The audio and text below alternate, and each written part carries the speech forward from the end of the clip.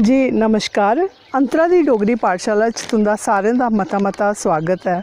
दोस्तों अज गल करगे डुग्गर दे गौरवशाली इतिहास दा। डुग्गर दी मूर्ति कला ते चित्रकला दी गल करचै तां इसने अपने पूरे विश्व स्तर उपर एक अपना बखरा गै मुकाम हासिल कीते दा है। डुग्गर दी चित्रकला बेशक बड़ी पुरानी है पर 17वीं सदी बिच एह उन्नति दे शिखर उपर जाई पुज्जी। बसोली दे राजा किरपाल पाल बिलोरिया जिंदा स्वर्गवास 1693 ईस्वी विच होआ हा। उंदे टाइम बसोली चित्रशैली खूब परवान चढ़ी। महाराजा रणजीत देव होर ते राजा बलवंत देव उंदी छत्र छाया च जम्मू शैली ने विशेष स्थान प्राप्त किया। 17वीं 18वीं सदी तक डुग्गर चित्रकारी की कला भी जवान हो गई ही। इस दौरान विदेशी यात्री भी जम्मू आना शुरू हो गए हैं। उन्हें गै इस चित्रकला की विदेशों के संग्रहालय तक पहुँचाने का काम किया। कला पारखियां जम्मू की कला की संसार के कला संग्रहालय तक पहुँचाया।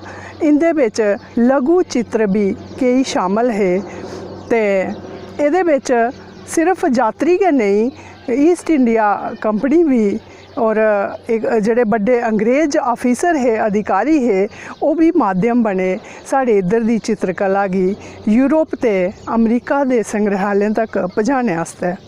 डुग्गर कलाकृतियों के नमूने दो किस्म के है। एक कागज़ उपर चित्रित रंगीन चित्र ते दुए गच जानी अग की भट्ठी उपर पकाए दे लाल मिट्टी दियां बनाई दियां मूर्तियां। ये कृतियां विश्व के प्रसिद्ध संग्रहालय च उसले पुज्जी दियां हियां जिसले विश्व की इंदी कलात्मकता ते सुंदरता के गुणें की समझ भी नहीं ही ते जानकारी भी नहीं ही। लाहौर के संग्रहालय च डुग्गर मूर्तियों का काल 700 BC के आस पास मन्निया गेदा है।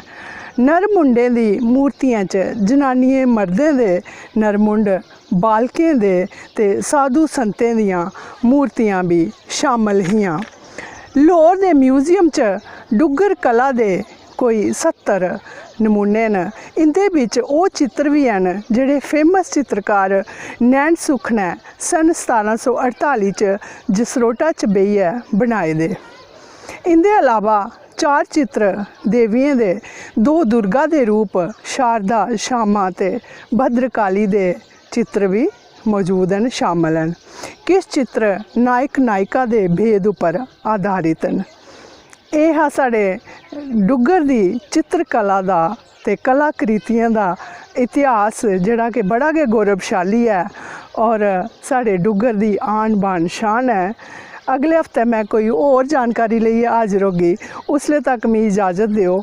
बहुत बहुत शुक्रिया तुंदा। धन्यवाद।